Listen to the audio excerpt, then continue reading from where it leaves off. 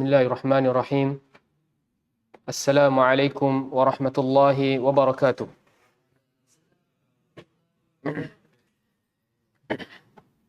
Innal hamdalillah, sesungguhnya segala bentuk kepujian, kemuliaan, kesempurnaan hanya milik Allah. Nahmaduhu wa nasta'inuhu wa nastaghfiruhu wa natubu ilaih. Oleh itu selayaknya bagi kita seorang hamba untuk sentiasa hanya memuji Allah, untuk sentiasa hanya meminta segala bentuk pertolongan daripada Allah, untuk sentiasa meminta ampun dan juga bertaubat kepada Allah Subhanahu wa taala. Wa na'udzu billahi min syururi anfusina wa min sayyiati a'malina. Dan tak lupa juga untuk kita sentiasa berlindung kepada Allah Subhanahu wa taala dari segala kejahatan hawa nafsu kita dan keburukan tingkah laku kita. May yahdihillahu fala mudhillalah wa may yudlilhu fala hadiyalah. Kerana barang siapa yang telah Allah berikan taufik hidayah, maka tiada siapa yang mampu untuk menyesatkannya. Begitu juga barang siapa yang telah Allah sesatkan, maka tiada siapa yang mampu untuk memberinya taufik hidayah. Asyhadu an la ilaha illallah wahdahu la syarikalah wa asyhadu anna Muhammadan abduhu wa rasuluhu. Aku bersaksi bahawa tiada Tuhan yang berhak disembah dengan benar melainkan Allah semata, tiada sekutu baginya. Dan aku bersaksi bahawa Nabi Muhammad sallallahu alaihi wasallam merupakan hamba dan pesuruh Allah. Qala Allah tabaraka wa taala, Ya ayyuhalladzina amanu taqullaha haqqa tuqatihi wa la tamutunna illa wa antum muslimun. Allah Subhanahu wa taala berfirman, wahai orang-orang yang beriman, bertakwalah kepada Allah dengan sebenar-benar takwa dan jangan sekali-kali kamu mati melainkan dalam keadaan Islam. Wa qala ya ayuhan nas ittaqu rabbakum alladhi khalaqakum min nafsin wahidah wa khalaqa minha zawjaha wa batha minhuma rijalan katsiran wa nisaa'a wattaqullaha alladhi tasaaluna bihi wal arham innallaha kana 'alaikum raqiba. Wahai sekalian manusia, bertakwalah kepada Allah, bertakwalah kepada pencipta kalian iaitu Allah. Yang mana Allah telah menciptakan kalian dari jiwa yang satu iaitu Adam. Dan dari jiwa tersebut diciptakan pasangannya iaitu Hawa. Dan dari keduanya dikembangbiakkan lelaki dan wanita yang ramai iaitu kita semua. Oleh itu bertakwalah kepada Allah. Kerana kepada Allah lah kita saling meminta, dan bertakwalah kepada Allah dalam kita menjalankan hubungan silaturahim sesama kita, kerana ke atas kita Allah Maha mengawasi. Wa qala ya ayyuhalladzina amanu taqullaha wa qulu qawlan sadida yuslih lakum a'malakum wa yaghfir lakum dhunubakum wa man yuti'illaha wa rasulahu faqad faza fawzan 'azima. Wahai orang-orang yang beriman, bertakwalah kepada Allah dan sentiasalah berkata dengan perkataan yang benar. Barang siapa yang melakukan dua perkara ini, nescaya Allah akan mempermudahkan segala urusannya, mengampunkan dosa-dosanya. Oleh itu, barang siapa yang mentaati Allah dan Rasul, sesungguhnya dia telah menang dengan kemenangan yang besar. Amma ba'd. Fa inna asdaqal hadithi kitabullah wa khairal hadi hadi Muhammad sallallahu alaihi wasallam. Ketahuilah, sebaik-baik perkataan hanyalah perkataan Allah iaitu Al-Quran. Dan sebaik-baik petunjuk dalam kita beragama hanyalah petunjuk baginda Nabi Muhammad sallallahu alaihi wasallam. Wa syarral umuri muhdatsatuha fa inna kulla muhdatsatin bid'ah wa kulla bid'atin dalalah wa kulla dalalatin finnar. Dan ketahui juga bahawa seburuk-buruk perkara dalam agama adalah perkara yang diada-adakan tanpa sebarang dalil dan petunjuk. Dan setiap perkara yang baru dalam agama yang tidak ada dalil dan petunjuk, maka ia merupakan perkara yang paling keji, iaitu perkara bid'ah. Dan setiap perkara bid'ah pasti akan menjerumus pelakunya cepat atau lambat kepada kesesatan. Dan setiap kesesatan tempatnya tidak lain tidak bukan adalah di neraka Allah. Baik, alhamdulillah. Alhamdulillahilladzi bi ni'matihi tatimmus salihat. Bersyukur kita kepada Allah Subhanahu wa taala kerana masih lagi memberikan kita kesempatan, memberikan kita keinginan, kesihatan untuk meneruskan lagi salah satu tanggungjawab kita sebagai seorang hamba di atas muka bumi Allah, iaitu menuntut ilmu Allah. Walillahil hamdu wa minnah. Pengajian hadis kita pada hari ini berdasarkan kitab Al-Arba'in An-Nawawiyah, 40 himpunan hadis karya Al-Imam Al-Hafidh Abu Zakaria Yahya bin Sharaf An-Nawawi rahimahullah. Dapat kita teruskan lagi. Dan minggu lepas, walillahilham, kita dah murajaah hadis yang ke-12 dan kita dah masuk sedikit hadis yang ke-13. Jadi insya-Allah hari ini kita akan usaha untuk habiskan hadis ini. Kita pergi ke smartboard.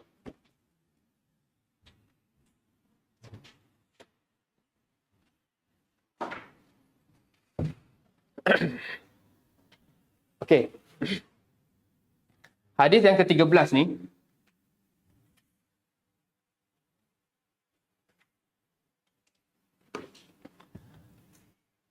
ia merupakan salah satu dari 4 hadis usul dalam kita nak memahami adab ataupun akhlak.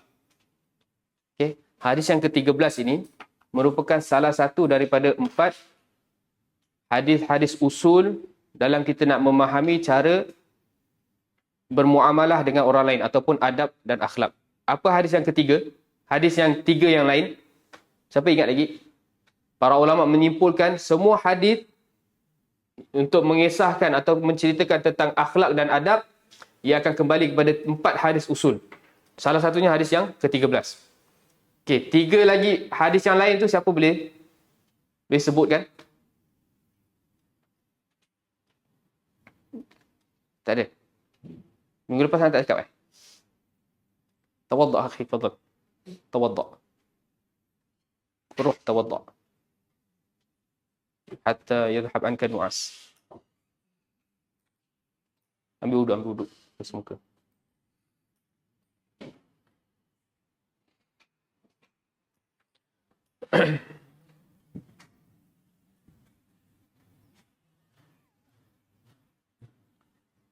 Okey, ada 4 ahadits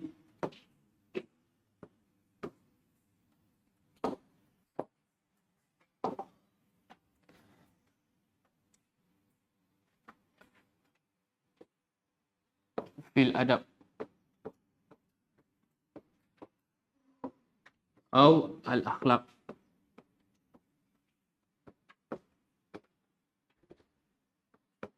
Okey. Para ulama menyatakan ada 4 hadis utama dalam kita nak memahami apa itu akhlak, apa itu adab. Yang pertama adalah hadis yang ke-12. Hadis apa yang ke-12? Min husni islamil mar'i tarkuhu ma la ya'ni.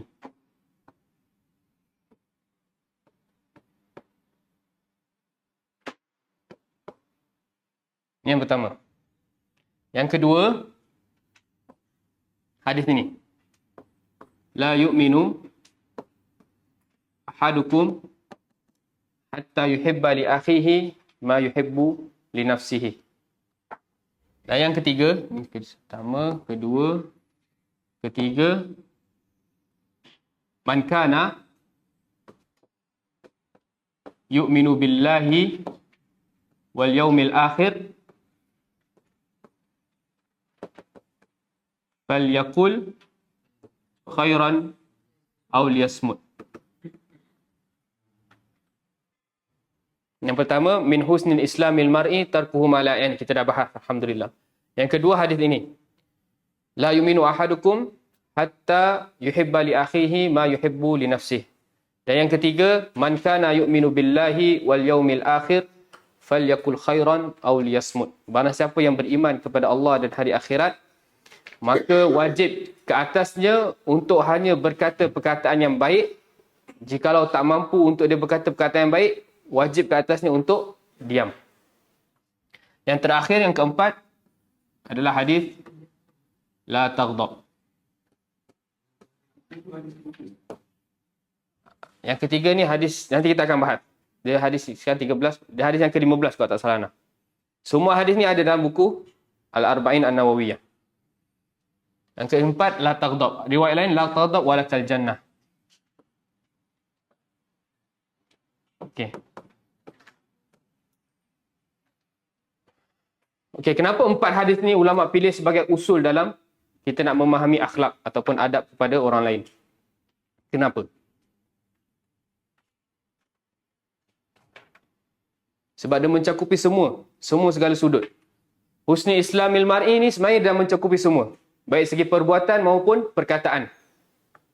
Apa-apa yang tidak bermanfaat bagi kita, urusan orang lain, jangan kita ambil tahu. Jangan sibuk hal orang. Okey? Kemudian yang kedua, tidak akan sempurna keimanan seseorang sehingga dia mencintai saudaranya sebagaimana dia mencintai dirinya. Itu kita akan bahas lebih detail lah. Kemudian itu lebih kepada perasaan. Yang ini lebih kepada perbuatan. Dan ini lebih kepada perkataan. Barang siapa yang beriman kepada Allah dan hari akhirat, maka dia 24 jam kehidupan dia wajib untuk berkata yang baik, amal ma'ruf, nahi munkar, qala Allah, qala Rasul, ataupun berkait dengan urusan dunia yang mubah. Kalau dia tak mampu nak bercerita tentang yang baik, maka wajib ke atas dia untuk diam. Okey, tak ada istilah nak mencela kawan ke, nak cakap benda-benda yang tak elok, yang tak selayaknya bagi seorang talibul ilm untuk keluar daripada mulut dia. Contoh apa? Tak payah bagi contoh lah. So, contoh satu-satu bagi contoh ni. Yang keempat, mungkin dia boleh tahan untuk berkata yang tak elok. Dia boleh tahan untuk berkata hanya perkataan yang baik. Tapi kadang bila datang sesuatu perkara yang membuat dia marah, dia tak boleh sabar. Jadi ini lebih ablaq, lebih dalam. La taghdab. Apa pun perkara, jangan marah. Okay? Kita hanya boleh marah pada urusan agama je. Sebagaimana Nabi SAW marah hanya dalam urusan agama sahaja. Kita dah bahas kan bagaimana akhlak Nabi SAW ketika kisah Anas bin Malik. Bagaimana relaxnya Nabi SAW menghadapi situasi. Alhamdulillah. Kita, ini adalah 4 usul hadis dalam kita nak memahami akhlak ataupun adab. Fahim tak Asif?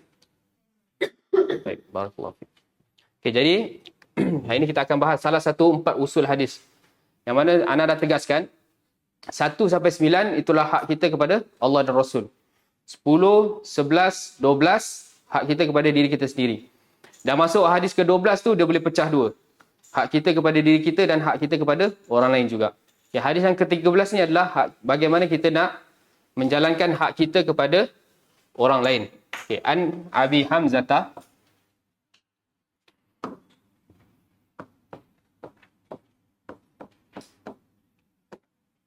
Anas bin Malik radhiyallahu taala anhu. Dari bapaknya Hamzah, Anas bin Malik. Jadi kunyah Anas bin Malik siapa? Abu Hamzah. Okey. Abu Hamzah ni adakah Anas mempunyai nama anak Hamzah?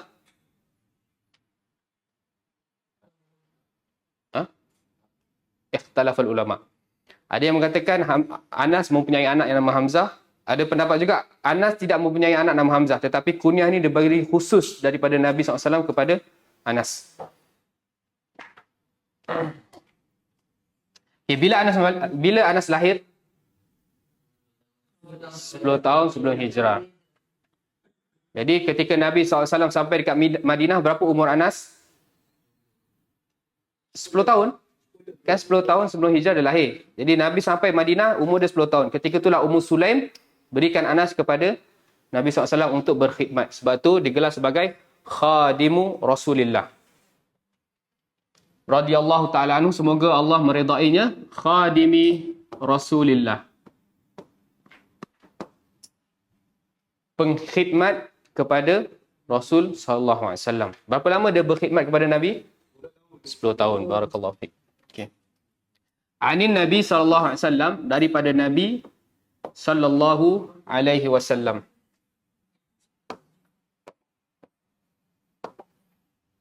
Okey, qal. Nabi SAW bersabda, la yu'minu. Kita dah sampai sini kan? Kita sampai sini minggu lepas. La yu'minu ahadukum. Kalau kita terjemahkan secara bahasa, secara literal, tidak beriman setiap daripada kalian. Okay, apa itu iman secara bahasa? Percaya, pengakuan dengan lisan. Bil Arabiyah, bil Arabiyah. At-tasdiq wal iqrar wal i'tiraf. Lepas tu tak sempurna lagi. Al-mustalzimun lil qabuli wal id'an. Iman secara bahasa adalah menerima, iman secara bahasa adalah mempercayai. Tasdik, amalan hati. Wal iqrar, berikrar. Ikrar tu dia lebih kepada dia menjalankan ataupun meyakini apa yang dia percaya. Kan? Dah jadi bahasa Melayu, ikrar. Kemudian wal i'tiraf, pengakuan. Sebahagian orang dia terjemahkan iman secara bahasa cukup itu je. Jadi ia amalan hati. Siapa yang percaya Allah, yakin Allah, berikrar bahawa Allah sebagai Tuhan, dia beriman. Tapi kurang sempurna. Ahlussunnah wal Jamaah dia tutup segala bentuk pintu-pintu syubhat. Jadi para ulama Ahlussunnah wal Jamaah tambah lagi al-mustalzimun, yang melazimkan orang yang percaya, orang yang ikrar, orang yang mengaku tu lazimkan ke atas dia al-qabul wal id'an. Menerima dan patuh. Menerima segala perintah kepada zat yang dia percaya tu dan dia patuh segala perintah zat yang dia percaya itu Allah. Okey, itu secara bahasa. Kemudian secara istilah pula, al-qawlu bil lisan. Okey, contoh al-qawlu bil lisan iman tu macam mana? Iman, bila kita sebut iman dia mesti ada perkataan dengan lisan. Apa dia? Syahadah. Syahadah. Syahadah la ilaha illallah wa anna Muhammad Rasulullah. Itulah keimanan yang paling utama sekali. Di antara iman-iman, fa'alaha qawlu la ilaha illallah. Maksudnya apa? Tidak akan beriman seseorang walaupun dia dah solat, dia dah puasa, dia percaya Nabi sebagai Nabi yang terakhir, dia percaya bahawa Allah sebagai Tuhan yang berhak disembah, tapi kalau dia tak al-qawlu bil lisan, dia belum beriman. Itu maksud al-qawlu bil lisan. Dan ini dikuatkan dengan banyak dalil. Salah satu dalil yang paling kuat adalah kisah Abu Talib. Bagaimana kisah Abu Talib? Baru orang belajar semalam kan? Dialah di antara pakcik Nabi yang membantu Nabi. Bahkan dia percaya bahawa Nabi sebagai Rasul. Tapi di akhir hayat dia, Nabi SAW berdakwah supaya al-qawlu bil lisan tu dia kurang. I'tiqad bil hati, amalan dia semua dah sempurna dah. Cuma al-qawlu bil lisan tu Nabi nak usaha lagi supaya dia sampai tahap kesempurnaan iman. Boleh faham Kemudian al-qawlu bil lisan wal i'tiqadu bil janan. Wal i'tiqadu bil janan, dan meyakini dengan hati. Itulah apa beza iman dengan Islam? Apa beza iman dengan Islam? Orang Islam tak mestinya beriman. Dan orang iman semestinya dia berislam. Okay, apa beza dia? Beza dia, Islam adalah amalan zahir. Iman amalan batin. Tapi iman dan Islam ni, idza ijtama'a iftaraqa wa idza iftaraqa ijtama'a. Siapa faham?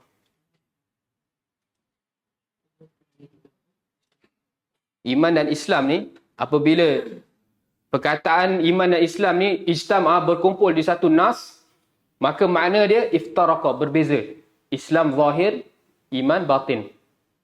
Akan tetapi bila iman dan Islam ni iftaraqa, dalam nas ni hanya Nabi sebut iman sahaja, tak sebut Islam.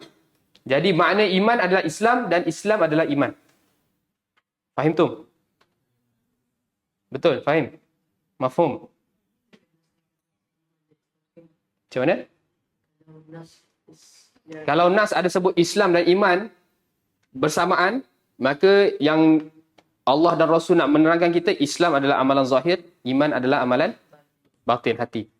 Tapi kalau nas hanya sebut Islam ataupun iman sahaja, salah satunya, maka iman ketika itu membawa makna juga Islam dan Islam ketika itu juga membawa makna iman. Okey? Misalnya lah, ya ayyuhalladzina amanu. Wahai orang yang beriman. Adakah orang yang baru sampai tahap Islam tak masuk dalam panggilan ni? Tak, masuk juga. Masuk juga. Sebab bila iman satu je, Allah sebut iman, dia masuk juga Islam. Tapi kalau Allah sebut iman dan Islam, maka iman adalah amalan hati dan Islam adalah amalan zahir. Contohnya apa? Qalatil a'rabu amanna. Qul lam tu'minu walakin qulu aslamna. Situ ada iman dan Islam. Jadi ada perbezaan di situ. Betul faham ke? Alhamdulillah. Okey. Wal i'tiqadu bil janan, kemudian wal amalu bil arkan. Dan iman juga adalah amal dengan rukun-rukun. Amal dengan lidah, amal dengan hati dan amal dengan anggota badan. Okey, iman bukan sekadar percaya sahaja. Iman wajib dengan amal.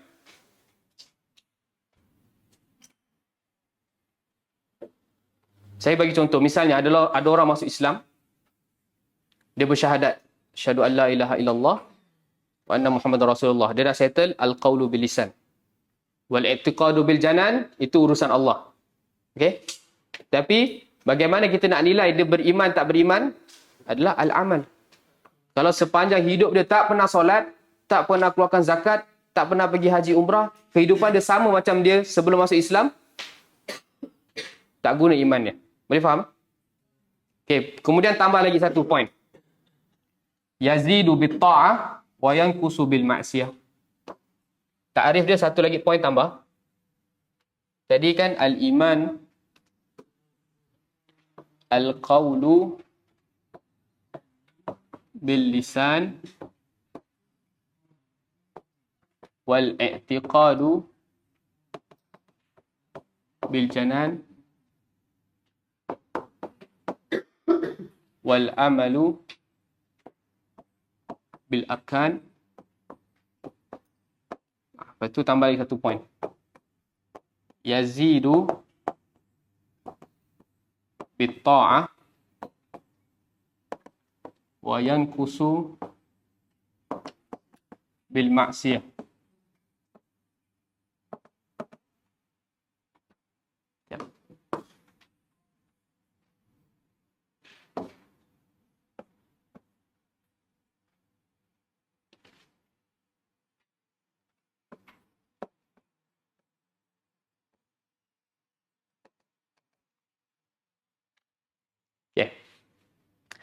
Iman adalah perkataan dengan lisan iaitu syahadat, i'tiqadu bil janan keyakinan dengan hati, wal amalu bil arkan dan beramal dengan rukun-rukun iaitu hati, lisan dan juga anggota badan.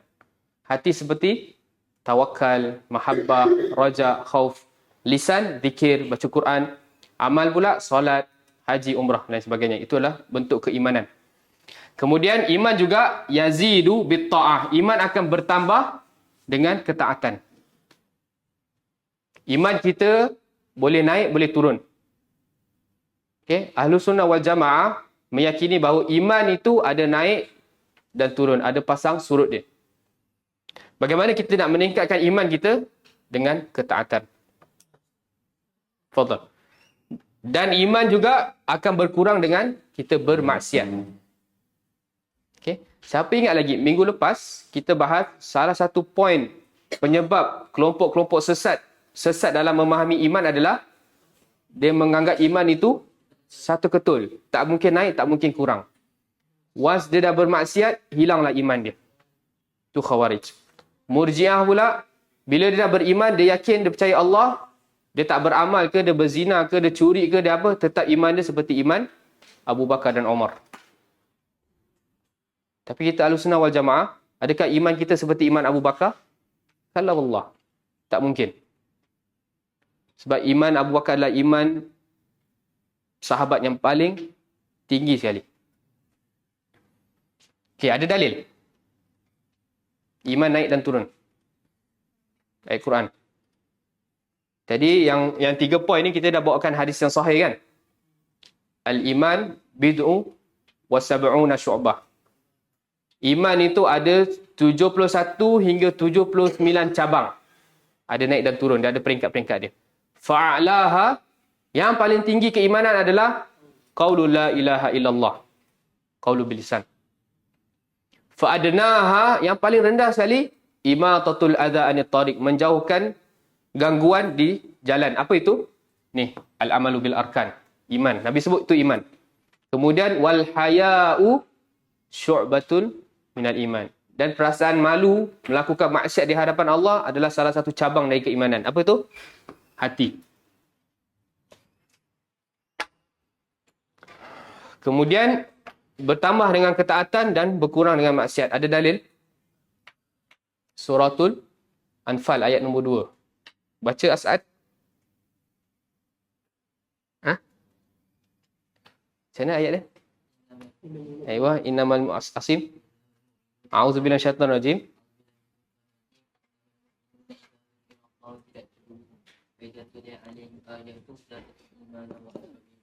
Zadathum imanan.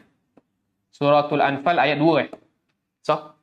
Suratul Anfal ayat 2. Innamal mu'minuna alladhina idza dzukirallahu wajilat qulubuhum wa idza tuliyat alaihim ayatuhu, apabila disebut nama Allah bergetarlah hati mereka. Apabila dibacakan ayat-ayat Allah, saking dia memahami dan tadabbur, zadathum imana, bertambahlah iman dia. Maknanya iman tu boleh naik. Okey, dalil iman berkurang pula apa dia? Dalil iman boleh berkurang dengan kita melakukan maksiat. Dalil yang sama juga. Dalil yang sama difahami mafhum mukhalafah. Jikalau dengan terbalik dia. Jikalau dengan kita mendengar nama Allah, dibacakan ayat Allah, bertambah iman kita. Sebaliknya, kalau kita jarang mendengar nama Allah, tak membaca ayat Allah, maka iman kita akan turun. Boleh faham? Ayat yang sama. Cuma cara istidlal yang berbeza. Okey? Jadi, la yu'minu ahadukum, tidak beriman setiap dari kalian. Sebab tu kalau kita tak memahami kaedah iman ni, kita akan terjemahkan hadis ni secara literal dan bahasa, maka barang siapa yang tak mencintai saudaranya sebagaimana dia mencintai dirinya, kafir. Sebab Nabi sebut la yu'minu. Nabi menafikan keimanan. Betul tak? Boleh faham? Sebab tu kita kena bahas apa itu bentuk keimanan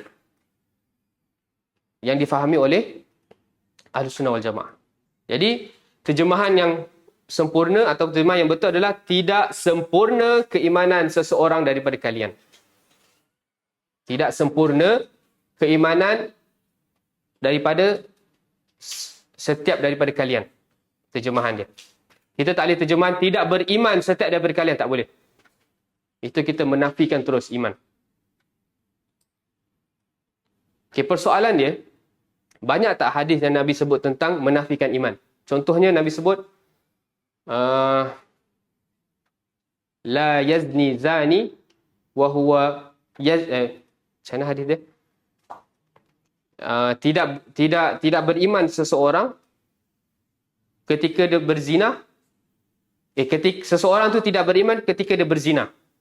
Seseorang tu tidak beriman ketika dia mencuri. Lafaz hadis dia macam mana wa huwa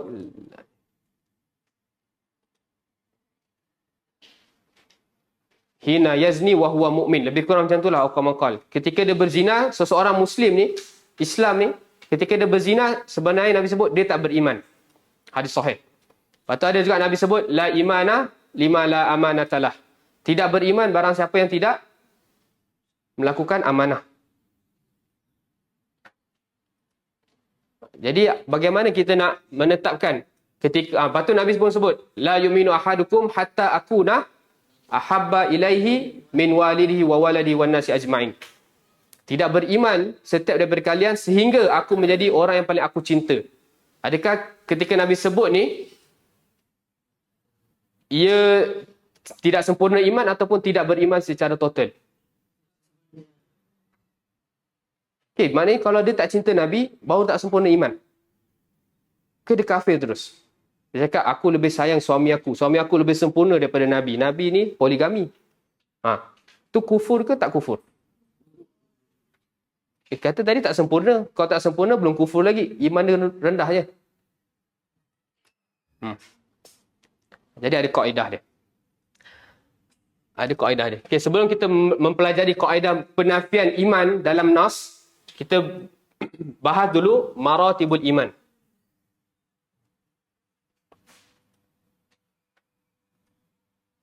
Okay. Jelas maratibul iman.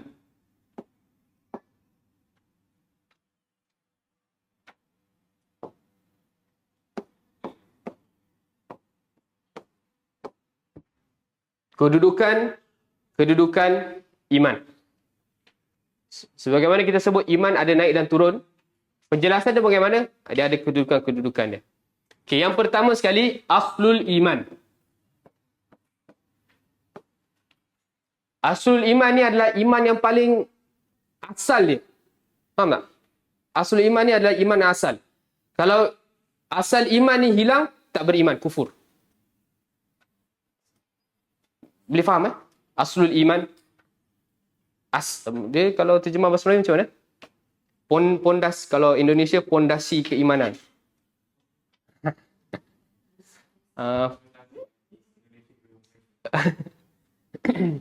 Bahasa Melayu dia apa? Asas. Asas iman. Asas. Kalau yang apa, puak Khawarij dan Murji'ah faham iman tu seketul, kalau kita Ahlussunnah, yang seketul tu asas iman ni. Kalau dia langgar asas iman ni, baru dia kufur. Okey, ni adalah asul iman. Okey, asul iman itu apa? Ma yakunu minhu mimma la yathbutu ismul Islam illa bihi. Okay. Aslul iman adalah apa-apa yang tidak dinamakan seseorang itu apa-apa yang tidak dinamakan seseorang itu Islam melainkan dengannya. Seseorang tu apa-apa yang tidak dinamakan dari apa-apa yang tidak dinamakan Islam kecuali, sebab Arab ni saya dah faham tapi nak terjemahkan biar faham Melayu ni susah sikit.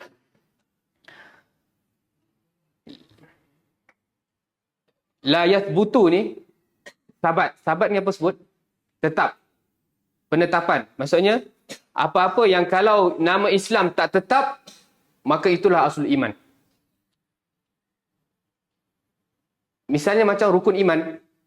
Beriman kepada Allah, beriman kepada para nabi, beriman kepada malaikat. Ini semua adalah asul iman. Kalaulah orang dia sebut, dia mengaku dia beriman, tetapi beriman tak dengan Nabi Isa, dia cakap, aku tak percaya Nabi Isa. Ini asul iman. Maknanya dia bukan Islam. Boleh faham? Tak faham? Okey, kita terjemah secara harfiah lah. Ma apa-apa. Yakunu adalah ia. Minhu ni daripada aslul iman. Daripadanya, iaitu aslul iman. Mimma ni min ma. Dari apa-apa.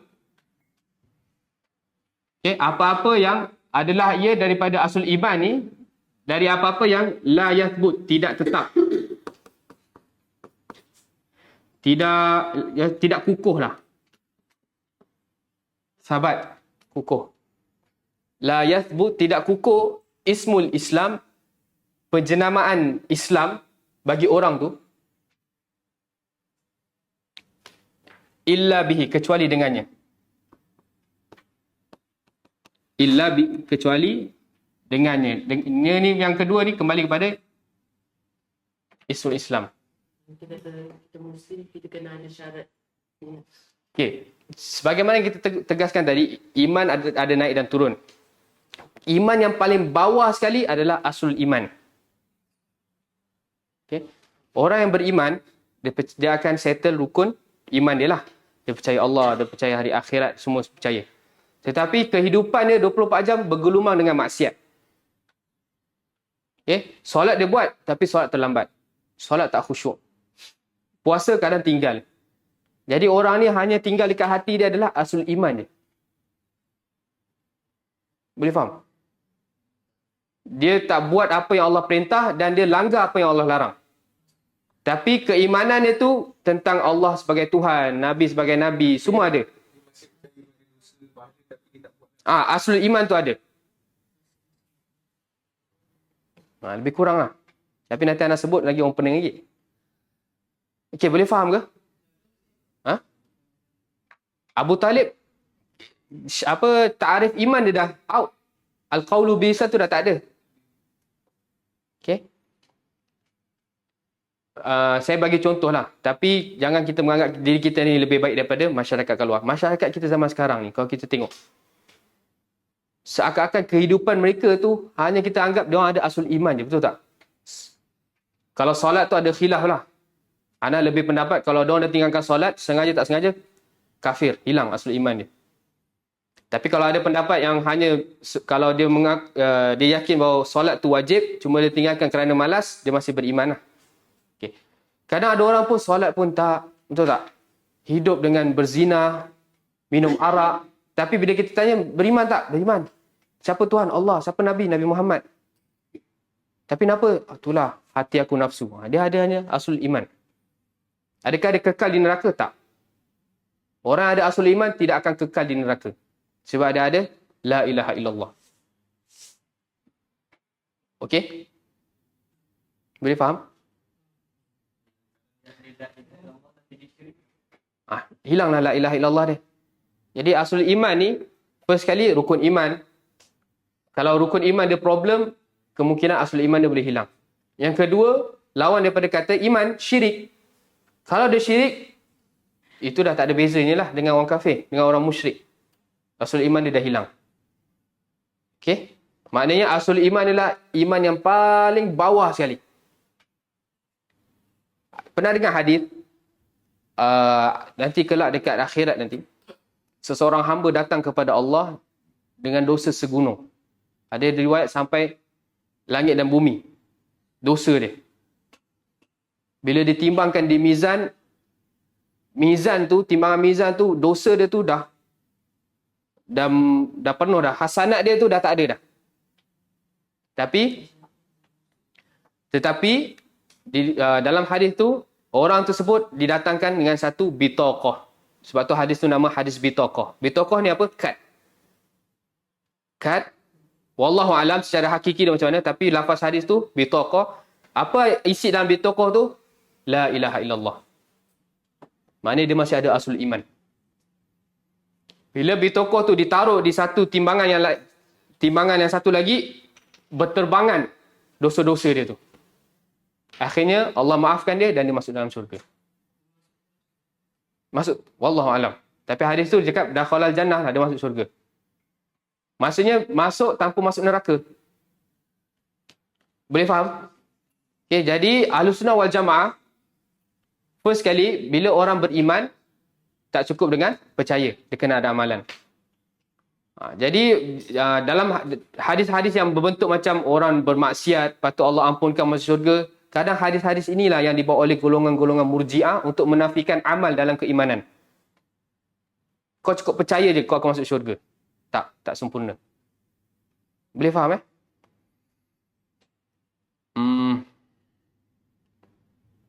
Itulah aslul iman. Okey, misal contohnya syahadatan. Dua kalimah syahadah. Arkanul iman. Rukun-rukun iman. Solat. Okey, tapi solat ada khilaf lah.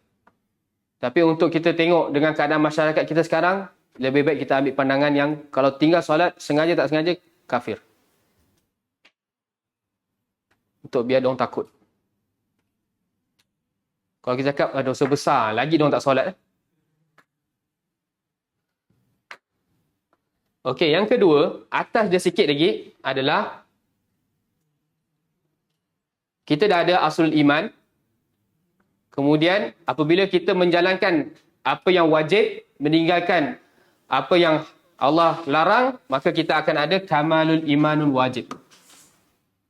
Kamalul imani al-wajibi. Kesempurnaan iman yang wajib. Solat wajib tak?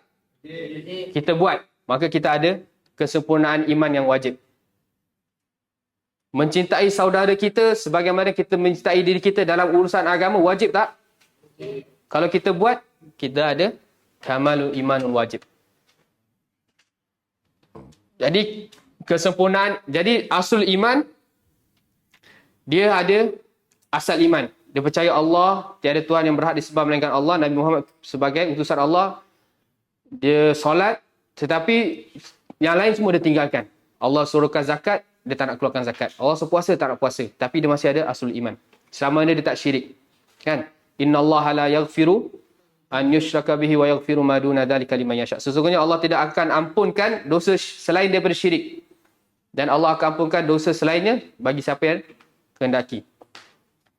Kemudian bila dia menjalankan apa yang wajib, meninggalkan apa yang haram, dia ada kesempurnaan iman yang wajib. Boleh faham? Okay, yang kedua tadi asas iman. Yang kedua kesempurnaan iman yang wajib. Apa dia? Maksudnya ma yajibu alal abdi, apa-apa yang diwajibkan ke atas seorang hamba, lakinna, akan tetapi, la yakhruj, tidak keluar, minal millah, apa-apa yang wajib ke atas hamba, akan tetapi tidak keluar daripada agama, idza tarakahu, jika dia meninggalkannya, au adami fi'lihi, atau dia tidak melakukannya. Ini kamal iman al-wajib. Apa yang wajib ke atas kita, yang Allah wajibkan. Tapi kalau kita tak buat, kita tak keluar daripada Islam. Okey? Apa-apa yang Allah larang untuk kita buat, tapi kalau kita buat, kita masih belum keluar daripada Islam. Contoh apa? Contoh seseorang berzina, dia masih ada asul iman, tapi keimanan, kesempurnaan iman yang wajib dia dah tak ada. Dia kurang. Okey? Okey, kemudian yang terakhir adalah kamalul iman al-mustahab. Kesempurnaan iman yang mustahab. Mustahab apa? Tak sampai tahap wajib. Faham? Mustahab. Perkara sunat lah. Kita buat dapat pahala, kita tak buat, tak dapat dosa. Itu level yang paling tertinggi. Maknanya kita buat semua apa yang Allah perintah. Walaupun kalau kita tinggalkan pun Allah tak marah. Tapi kita tetap buat. Kita tetap kejar benda tu. Maka kita akan capai tahap iman yang paling sempurna, iaitu kamalul iman al-mustahab. Allah wajibkan untuk solat 5 waktu sehari semalam. Kita buat. Kemudian Allah juga bagi fadilat yang besar bagi siapa yang solat sunat rawatib. Kita pun buat juga. Kita usaha. Maka iman kita akan bertingkat. Tapi kalau dia buat sunat wajib, tapi dia still buat dosa tak? Dosa besar perlu dia buat juga. Nanti kita akan bahas hadis lain. Wa atbi'is sayyi'atal hasanah tamhuha. Akan ada juga hadis dalam Arba'in Nawawi ni. Bagaimana Islam mengajar kita seseorang hamba ni walaupun dia melakukan amal-amal soleh, tapi kadang sebagai seorang anak Adam pasti akan tergelincir. Jadi macam mana cara dia? Coming soon. Okey, jadi faham martabat iman ni. Bagaimana kita sebut iman naik dan turun, perinciannya bagaimana? First, paling bawah sekali ada asas iman, aslul iman. Kalau aslul iman ni hilang, maka dia kufur. Sebab tu kalau hadis Nabi sebut, la yu'minu ahadukum hatta akuna ahabba ilaihi min walidi wa waladi wan nasi ajma'in. Kalau dia tak buat benda ni, aslul iman tu dah tak ada. Sebab terkait dengan apa? Rukun iman. Cinta kepada Nabi. Boleh faham? Kemudian atas sikit adalah kamalul iman al-wajib. Kesempurnaan iman yang wajib. Iaitu dia menjalankan semua apa yang Allah wajibkan dan dia meninggalkan apa yang Allah haramkan. Kalau orang tak buat benda ni, dia masih beriman sebab dia ada asul iman. Alhamdulillah. Jadi tak ada orang yang syadid kat sini, alhamdulillah. Jangan tengok kawan dia, tiba tengok kawan dia sarkop, kafir, masuk neraka. Tak boleh. Okay, selama mana apa-apa yang dia buat, apa-apa yang Allah larang dia buat, ataupun Allah perintah dia tak buat, tak mengeluarkan daripada agama, maka dia masih ada aslul iman. Cuma keimanan, kesempurnaan wajib tu dia tak ada. Kemudian atas lagi yang paling sempurna adalah kesempurnaan iman al-mustahab. Okey, dah faham Okey, sekarang kita pergi kat kaedah. Kaedah bagaimana kita nak berinteraksi dengan nas-nas yang menafikan iman. Ini penting juga ni. Kaedah bagaimana kita nak memahami dalil-dalil Al-Quran maupun Sunnah dalam penafian iman. Okey. Al-Qaidatu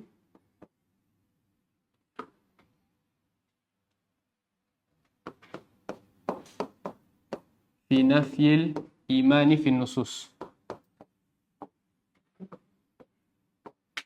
Kaedah pada penafian iman dalam nas-nas, iaitu Al-Quran dan Sunnah.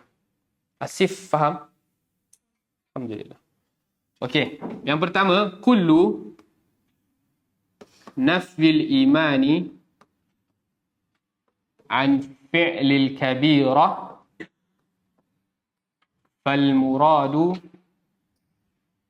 falmuradu bihi nafyul kamalihi al-wajib la nafya aslihi. Faham Syah? Naam. Tafadhal. Faham tak? Kalau faham, abang pergi depan, saya duduk. Okey, setiap penafian iman di mana-mana nas, Allah ataupun Nabi SAW, Al-Quran ataupun Sunnah menafikan keimanan, akan tetapi setelah menafikan keimanan tu an fi'lil kabirah, ke atas dosa-dosa besar. Kan? Misalnya macam la imana la amanatalah. Tidak beriman barang siapa yang tidak amanah. Itu menafikan iman. Tetapi setelah dinafikan iman, apa yang dinafikan? Tidak amanah. Tidak amanah adalah perbuatan dosa besar. Maka fal murad, maka yang dimaksudkan dengan nas tersebut adalah nafyul kamalil wajib, menafikan kesempurnaan yang wajib. Yang kedudukan yang kedua tadi. Contoh ni lah, contoh yang hadis ni. Contoh hadis ni, Nabi sebut la yu'minu ahadukum. Tidak beriman setiap daripada kalian. Okey, kita jumpa hadis Nabi menafikan keimanan. Okay, kita tengok setelah Nabi menafikan keimanan tu, apa perbuatan dia? Hatta yuhibba li akhihi ma yuhibbu li nafsi. Sehingga dia mencintai saudaranya sebagaimana dia mencintai dirinya. Maka kalau kita tak cintai saudara kita sebagaimana kita tak cintai diri kita, dosa besar.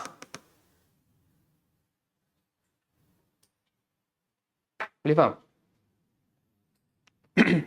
La nafya aslihi. Maka yang dimasukkan hadis, misalnya macam hadis la imana liman la amanatalah. Tidak beriman barang siapa yang tidak ada amanah. Penafian di sini adalah menafikan tentang perbuatan amanah lah. Siapa tak amanah, khianat. Khianat perbuatan dosa besar. Jadi penafian iman kat sini adalah menafikan kesempurnaan wajib, bukan menafikan aslul iman. Bukan maksudnya siapa yang khianat, kafir. Tak. Siapa yang khianat masih beriman, tapi keimanan wajib dia dah tak ada. Iman dia tak sempurna. Masih ada. Jadi kaedah dia, apa-apa penafian iman terhadap dosa besar, maka yang dimasukkan nas tu adalah menafikan kesempurnaan wajib iman, bukan aslul iman. Mungkin satu hari nanti kita berdepan dengan orang yang berpandangan keras, yang menganggap semua nas penafian iman adalah menafikan aslul iman. Kufur. Kita bawakan kaedah ni berserta dengan dalil.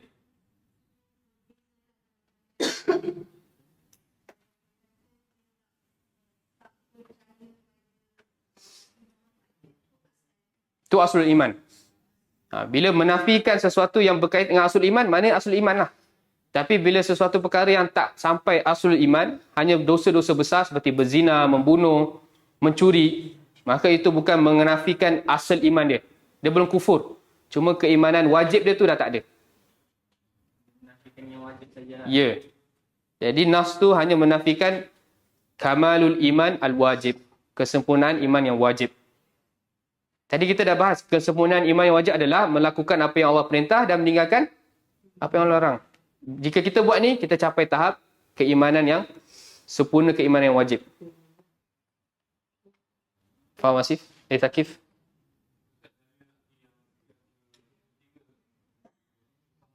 Ya.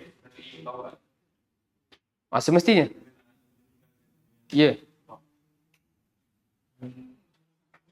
Dia rujuk juga kembali kepada hadis yang sebelumnya. Tarkuhu ma la ya'ni, meninggalkan apa-apa yang tidak bermanfaat. Itu semua untuk capai kita tahap keimanan yang mustahab. Dia dah tinggalkan yang haram. Bahkan dia tinggalkan juga yang makruh. Bahkan mubah pun, yang fudul, yang tidak ada buat manfaat pun dia tinggalkan. Itu dah sampai tahap kamalul mustahab. Okey.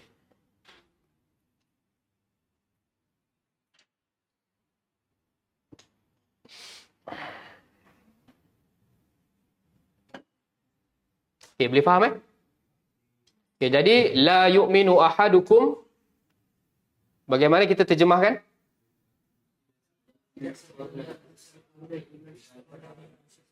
Okay, kalau yang lebih sempurna lagi terjemahan dia macam mana?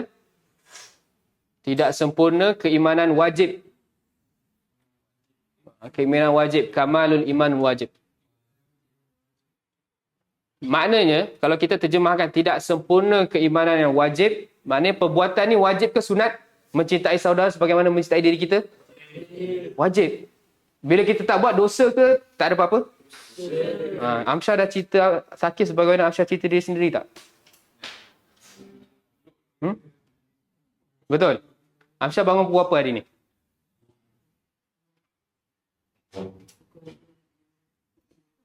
5:30. Solat malam tak? Okay, tak apa, ni peribadi. Solat sunat sebelum subuh. Tengok kawan-kawan yang tidak solat sunat sebelum subuh tak? Tak tengok. Kalau kita ada bentuk keimanan mencintai saudara kita sebagaimana mencintai diri kita, kita nak dunia dan seisinya. Dan kita nak juga kawan kita dapat dunia dan seisinya. Jadi kita kena ajak kawan-kawan untuk solat. Kalau kita tak buat, maka keimanan kita belum sampai tahap wajib. Betul, wajib. Kalau kita nampak dia buat bid'ah ke, dia buat salah ke, kita tegur lah. Kena tegur. Okey, jadi tidak sempurna keimanan wajib setiap dari kalian sehingga hatta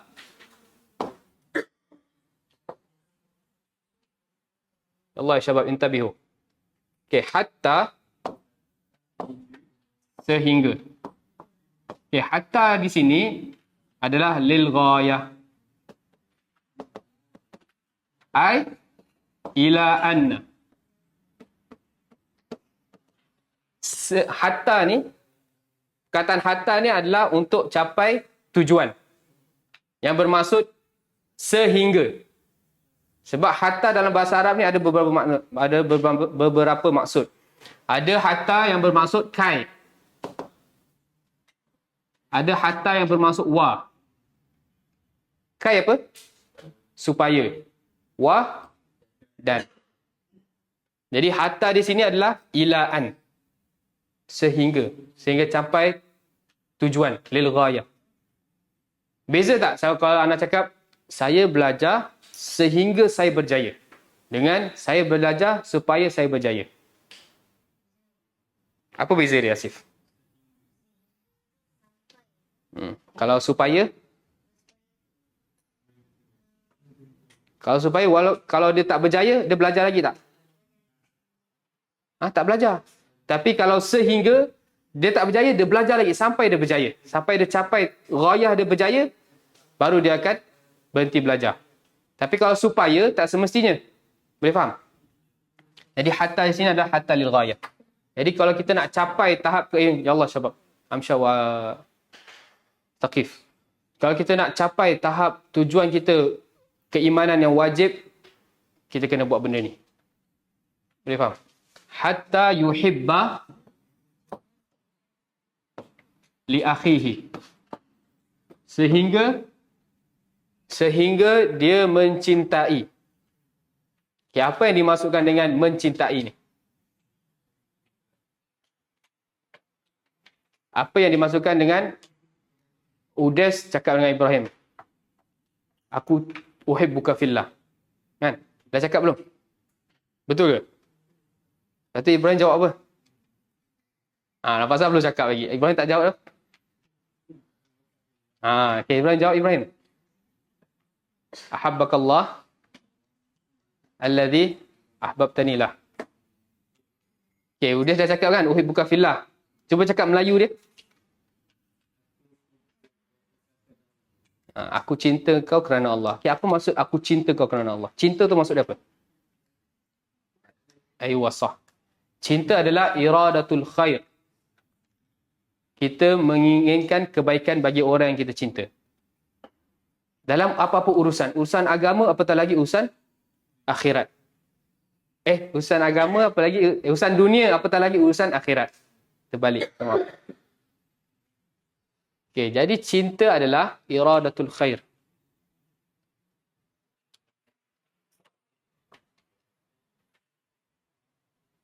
Okay, ini perbahasan tentang yuhibba. Perkataan yuhibba.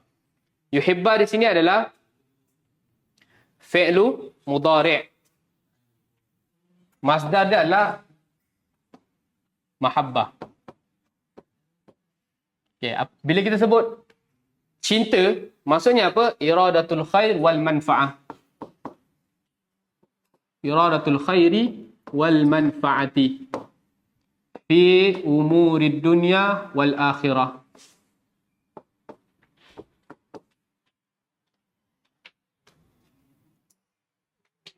Cinta adalah menginginkan kebaikan dan manfaat bagi orang lain di dalam urusan dunia maupun urusan akhirat.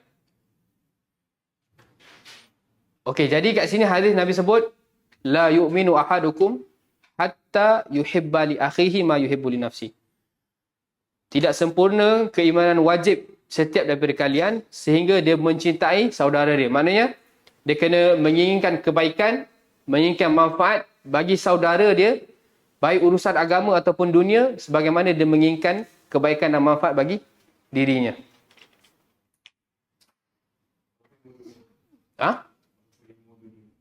Itu ada ni anak tanya ni. Okey, jadi ada seseorang dia ada kereta Porsche. Dia suka kereta Porsche. Tetapi dia tak ada terdetik hati pun. Aku nak belikan Ustaz Usama kereta Porsche jugalah. Berdosa tak dia? Tak. Ni la yu'minu ahadukum hatta yuhibba li akhihi wa yuhibbu li nafsihi. Berdosa tak bang? Tak berdosa. Okey, jadi hadis ini adalah al-maqsud bil mahabbah fi hadzal hadis al-mahabbah diniyah. Okey, kecintaan yang dimasukkan oleh Nabi dalam hadis ini, kalau kita tak buat, kita berdosa. Keimanan wajib kita tak ada adalah kecintaan dalam urusan dunia. Abang lega. Okay? Maksudnya urusan dunia, urusan agama adalah kita nak masuk syurga, kita wajib untuk cinta saudara kita supaya masuk syurga juga. Sebab tu ada berlakunya amal ma'ruf, nahi mungkar. Pada orang yang kita tak kenal. Maksudnya orang Islam. Okey, nanti kita akan bahas juga ukhuwah Islamiyah. Ha? Ulang balik apa? Okey, Nabi sebut, la yu'minu ahadukum, tidak sempurna keimanan wajib setiap daripada kalian sehingga dia mencintai saudaranya. Okey, perkataan cinta di sini, cinta secara umumnya adalah menginginkan kebaikan, manfaat di setiap urusan, dunia maupun akhirat. Tetapi adakah hadis ini menerangkan tentang kecintaan kita dalam urusan dunia? Tidak. Urusan dunia dia sampai tahap mustahab je. Dia bukan tahap wajib. Tetapi hadis ini adalah kamalul wajib. Jadi ia adalah kecintaan dalam urusan agama. Okay, guys. Ibrahim? Waki boleh? Danish? Faham? Macam tak faham? Faham